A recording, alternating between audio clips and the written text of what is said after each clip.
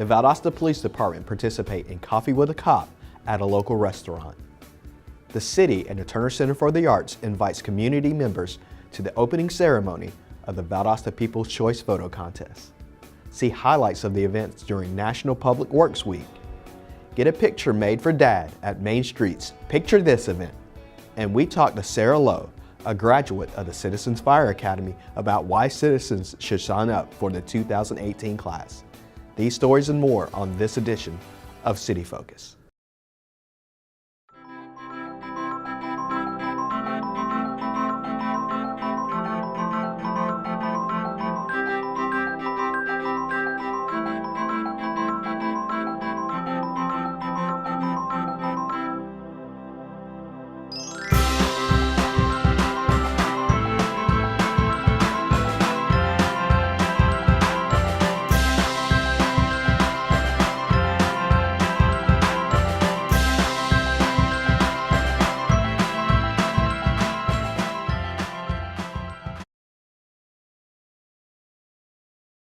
Mechanico, the media coordinator for the City of Valdosta. This is the 11th episode of City Focus in 2018. City Focus is your source for what's happening within your local government. These are the most important topics that are happening in the city. May 21st through 25th, the City of Valdosta celebrated National Public Works Week by hosting a series of events to shine a spotlight on the hard-working staff. To kick off the week, Mayor Gale presented a proclamation that recognized the nationally celebrated week for the City of Valdosta. Just like any other department within the city, we have some individuals, they work around the clock, making sure that they take care of the city. And we just want to make sure that the citizens are aware of the things that we do. Then, the city celebrated with the Love Where You Live anti-litter campaign at W.G. Nunn Elementary School. The second grade classes attended an assembly where Public Works employees taught them about litter and what they can do to help prevent it. I think it's very important for our students to know how we need to take care of our community, and that is being good citizens of the City of Valdosta and keeping our streets clean and our communities clean. I think that's an incredibly important message to send to our second grade students. The Public Works Department also generously donated 2 large trash bins for the school to utilize. The next day, employees of the Public Works Department were treated to an employee appreciation luncheon at Mathis Auditorium. We have to make sure we satisfy the customers no matter how they come on us. Sometimes most of them do appreciate the job that we do for the city. The following afternoon, Adopt a Street campaign, Recycle 101, and mosquito control outreach were presented to educate the public. At the end of the week, residents brought out their toxic trash to the Care Environment Corporation to be disposed of, free of charge, at the Hazardous Waste drop-off event. For more information, contact the Public Works Department at 229-259-3588. The City of Valdosta and the Turner Center for the Arts would like to invite everyone to the Valdosta People's Choice Photo Contest opening reception on Monday, June 11th. Guests will have their first opportunity to vote for their favorite photos entered into the 2018 contest. Cash prizes will be given to first, second, third place, and a Youth Best in Show. The reception will also feature entertainment provided by a local artist. For more information, contact the Turner Center for the Arts at 229-247-2787. Recently, the McDonald's on Bemis Road hosted Coffee with a Cop to shed light on the officers in the area. Police officers from the VPD, Bremerton Police Department, and other various departments in the city shared coffee and each other's company. We're proud of our restaurant. We're part of the community. And we love the community to feel comfortable to come to us, not just for great food or great environment, but also for a great conversation. City officials, such as Mayor Gale, came out to join the event as well. The owner and operator of the establishment, Abdul Ziai, has high hopes for the future of this event. We're looking into even expanding this, not just with the police, rather with the city officials and the first responders, and get the community together as a whole. The hard-working officers of the area were able to become more involved with the community in a simple yet impactful way, and Abdul Ziai loves to see the community come together. It's something new, obviously, in the area. It's going to take a little time for the news to get out. But the people that have participated has been absolutely fantastic. I think they've been great to get together and have a conversation about the Valdosta and the community. The City of Valdosta would like to thank all of those who came out to support Coffee with a Cop. 18 counties went to the polls in May, and after all the votes were counted, a regional T-Splosh was passed. A 1-cent sales tax will be collected in those counties to fund road improvement projects. The first project in Valdosta will be at the airport. So the total vote in the region passed it. So Lowndes County is included in that regional concept. And so yes, Lowndes County is going to receive funds and we're going to do projects. October the 1st, 8 cents goes into effect. And then probably in November, we'll start receiving revenue from that 1-cent sales tax. Some may ask, what's the difference between SPLOST and T-Splost? SPLOST, Special Purpose Local Option Sales Tax, is only for capital projects here in the city and the county. Now that, by capital projects, I mean we can use that for some of our large vehicles, fire trucks. We can use it for our infrastructure projects that we have to deal with on a regular basis. We can use that to build an auditorium, you know, if we deem that necessary. So that would that's your regular SPLOST. Now T-Splost is transportation special purpose local option sales tax, and it can only be used for roads, bridges, and overpasses. Beginning in 2021, the projects will include major intersections throughout the city. Half of Forest Street, and include some work on Forest Street, and a lot of major intersections like St. Augustine at Norman, St. Augustine at Garntoe, Baytree at Garntoe, and some things like that. Then at the end of the 10-year period, you'll begin to see the big projects, and that is the completion of Forest Street and the big project at the overpass on St. Augustine Road at the railroad. The Georgia Department of Transportation is obligated to complete each project throughout the region. Even if we were to have a downturn in the economy and the money not come in, DOT they have to finish all those projects that we submitted. Now also, in reverse of that, if the money came in faster than we expected, the tax would end sooner. Mayor Gale believes in the regional concept because Valdosta is the regional hub of South Georgia and benefits in the sales tax collection from visitors of the smaller surrounding counties. People say that we're a donor county because we collect more tax than other counties. But I don't consider us a donor county. I consider the small counties around us as the donor counties because they are paying. They're helping us pay our school taxes. They're helping us pay our even our lost, which goes to roll back your property taxes, and our regular SPLOST tax. So these counties around us provide, and it's been estimated it's close to 50%. For a list of all the projects in Lowndes County, visit valdostacity.com/T-Splost.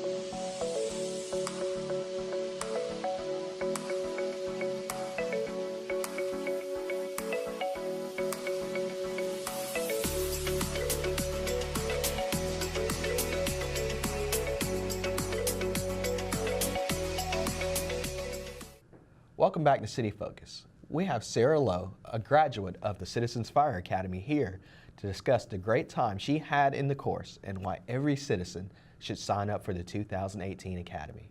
Welcome to the show, Sarah. Thanks for having me, Marcus. Okay. Now, how did you first learn about the program? Well, I work for the City of Valdosta, and I'd been receiving the e-news announcements that we get, that all the citizens get, along with the city employees, and I'd heard about it, and I thought this would be a great opportunity for me to learn more about the city. I was in class 3, so that was in fall of 2016, but we'd only been living in Valdosta a year, so I thought this would be a fun way to get to know some more departments. Now, the department takes the class through nearly all aspects of the VPD, but what did you find most intriguing about your time in the course? Well, you know, the main thing is, you know, I learned it's more than just fire. I mean, the fire department, they do so much more. One of the things I thought was great to learn was the pure dedication each man and woman that work with the fire department have. During the program, we got to visit, you know, a station, and I actually took my son to visit our nearest station, which was Station 5. And one of the guys, he spent at least maybe an hour going over every piece of the truck with my son. And I was worried I was taking up all his time, but he fully reassured me that, you know, this is what they want to do. They love it, and by doing this, it helps his training. After that, we spent time, he set up cones and let my son knock them down with water. So it was just that dedication, that friendliness that I really thought was the most interesting. I mean, you learn so much while you're there. Okay. So. And what would you say was your biggest takeaway from your time? Again, this is really tough because you learn, I mean, you come away with CPR certified training, you learn how to properly use an extinguisher, a fire extinguisher, and you think you might know, but until you actually use it, you know. So, but my biggest takeaway was I wanted to find another way to help them. I may not be able to run into a burning building, but I mean, these men and women do such a tough job, and it's dangerous, and you know, sometimes goes unthanked. And so I came away wanting to find a way to give back to them. So I think that would be what it was. Okay. And what do you think future students of the CFA, what can they expect from the course when they go through it? You know, you'll learn a lot, you'll have fun, but at the same time you'll get to have that deeper understanding about what they really do. Again, more than just fire. I mean, you'll get to see the heart behind it. I think that's what you'll get. Okay. And as a graduate from the program, you are still very involved with the department. What kind of things have you been doing since graduating from the Citizens Fire Academy? Well, the department is very involved, and I really appreciate that. They bring us in anytime they have an event, whether it be for a parade or a boot drive. But as of last year, fall of 2017, they have implemented the Citizens Fire Academy alumni. And I'm on that board, and what we do is we just further their mission. We want to support them. We want to be involved to help make their life easier. One of the initiatives that I'm behind right now is called the Adopt a Station. Okay. And what that means for that program would be, you know, during a storm, the firemen, men and women, are out there facing these hazardous weather. But so when they come back, we want to make sure they have a meal, that they don't have to worry about the stove being left on, you know, just kind of help give back to them. There's many other programs, but that's just one of them. Okay. Yeah. And what's one thing that you would say to convince someone to sign up for the upcoming 2018 class? Just do it. I mean, it's a great way to learn more about your city. It's a great way to learn about what the fire department does. And again, you get that deeper understanding about what they do every day. It's not just fire, but they'll help you. They could come to your house, check your alarms, make sure you have a good working smoke detector, make sure you do have an operational fire extinguisher. You just learn so much. So. Well, Sarah, I want to thank you for coming in and tell us about the Citizens Fire Academy. And if you want to join the fall class, visit valdostacity.com/fire and click on the Fire Academy link and fill out the form. And we'll be back here on City Focus.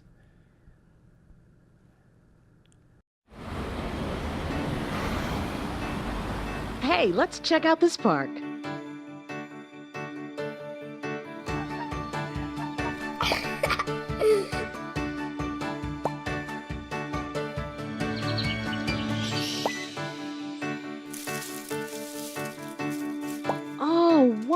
Wow, that's really cool. To find a great local park or forest near you, go to discovertheforest.org.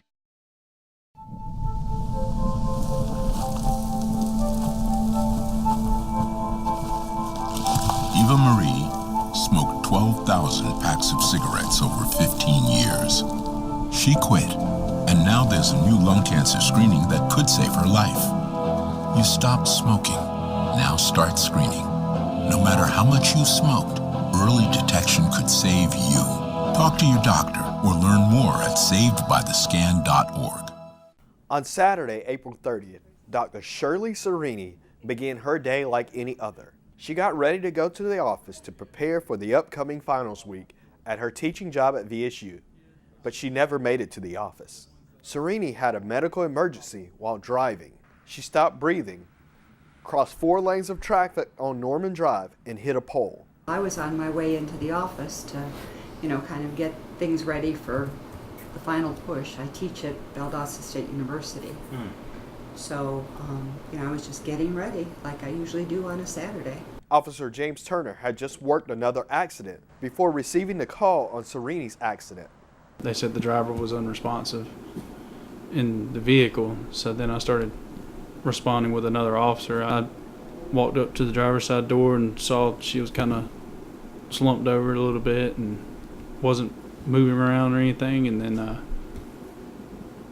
tried to say, "Ma'am, are you okay?" And she didn't respond. I checked for a pulse, noticed that her lips were blue, then advised dispatch of this, I then opened the driver's side door, cut the seatbelt off, and then started pulling her out of the vehicle. And then she started breathing in the back of the ambulance, and me and the paramedic just kind of looked at each other in kind of disbelief. Several weeks later, Serini was grateful for the opportunity to meet the officer who helped save her life. It's pretty amazing. I kind of described him as my angel in an officer's uniform. It's still hard for me to believe that, 4 weeks ago tomorrow I was dead. And if it hadn't been for him and his quick actions, and the EMS team and the Dasher Hospital group and, all the people who made it possible, I wouldn't be here to tell the story. So it was pretty exciting for me to finally meet him and be able to thank him in person. Turner equally appreciated the chance to meet her. It's a good feeling to see the condition she was in that day to now I'm sitting in front of her talking to her, and it's hard to describe, but it's definitely a good feeling. This is just another example of the importance of local first responders to our community. To kick off the Memorial Day weekend, Torch, a member of the historic Harlem Globetrotters, visited local first responders, including members of the Valdosta and Lowndes County Fire Departments. And I feel like the Globetrotters were known worldwide as ambassadors of goodwill. It's an honor to partner with Wild Adventures to recognize the military and first responders. So it's important for me because I have family members also that, served in the military. So it's important for myself and my teammates that you'll see over this weekend. The day before her performance at Wild Adventures theme park, Torch came by the station to thank the first responders in the area for all their hard work and dedication. I have an uncle that served in the military as well as an aunt, and at this time of the year, every year, it's kind of hard for them. So I definitely understand, and that's why, again, it's important for me to be here. As a Georgia native, Torch was happy to be back in the area and was glad to be here to honor the first responders. I moved to Newnan, Georgia in 7th grade. So to come back here is amazing, especially as a Globetrotter. I'm inspiring people all over the world, but to come back to your community and see those people, those kids and those adults that you went to school with inspired by some of the things that I'm doing, and I'm inspiring their children. It means a lot to be able to come back to Georgia and do such a good thing in the community and be a positive role model. The City of Valdosta and Metro 17 would like to thank all first responders for their tireless efforts and dedication to the safety of our citizens. The City of Valdosta Public Works Department would like to remind citizens that on the July 4th holiday, garbage pickup will be trash only. Citizens who normally have their sanitation collected on Wednesday should place their recyclables and yard waste by the curbside by 5 a.m. on Thursday, July 5th for both Wednesday and Thursday pickups. For more information, call Public Works at 229-259-3590. May is National Historic Preservation Month, and this year marked the 10th Annual Historic Preservation Awards for the City of Valdosta. Awards were given in their respective categories, as Tish Johnson at 314 North Patterson Street won Outstanding Achievement. Alex Alvarez and Derek Allen at 1505 Slater Street won Distinguished Merit. The Pentecostal House of Prayer won Stewardship, and Whitehead Hardware won Excellence in Compatible New Construction. Congratulations to all the winners, and thank you for preserving Valdosta's historic character. Residents in Valdosta and Lowndes County have a new way to monitor water levels during heavy rain events in the area. New flood inundation maps of the Withlacoochee River, created by the U.S. Geological Survey in a partnership between the City of Valdosta and Lowndes County, will allow residents to log on to their computers to check water levels during, before, and after a storm. The technology will aid Lowndes County Emergency Management to better serve residents during hurricane season. The application is available through a web link through the U.S. Geological Survey websites that can be located from the South Atlantic Water Science Center, as well as just searching for USGS flood inundation maps. Visit our website to find the links to the new maps. A minimum of a $20 purchase with any downtown merchant, and you'll receive a free 5x7 photo by West Sewell Photography. Just bring your receipt to 303 North Patterson Street. Also on June 9th, the South Georgia Classic Car Club will be doing a cruise-in behind historic Lowndes County Courthouse from 11 a.m. to 2 p.m. Picture this is Saturday, June 9th from 11 to 2. And to participate, all you have to do is spend $20 with any downtown merchant. There's not participating merchants this time. For more information, contact Main Street at 229-259-3577. Officials in Valdosta and Lowndes County are preparing to take care of residents as hurricane season begins. The National Weather Service out of Tallahassee met with officials to preview hurricane season that runs from July 1st until the end of November. I think last year showed that, Irma, although it was in a quite weakened state, came pretty much right over Valdosta, very close to it. Even though this is an inland city, it's close enough to the Atlantic Ocean and the Gulf of Mexico that impacts can occur. It's been a very long time since a strong hurricane has come roaring either in from the Atlantic or out from the Gulf. It's still been a hurricane in this part of the country, but it's not impossible. We had a hurricane in Tallahassee for the first time in a generation just 2 years ago. So the residents of that city got a wake-up call, and now everybody's more prepared and ready to understand why we do this every year. For more information, follow EMA Lowndes on Facebook. Now let's take a look at what's taking place in the city in the coming weeks. June 4th, Valdosta Historic Preservation Commission meeting, 5:30 in the City Hall Annex Multipurpose Room.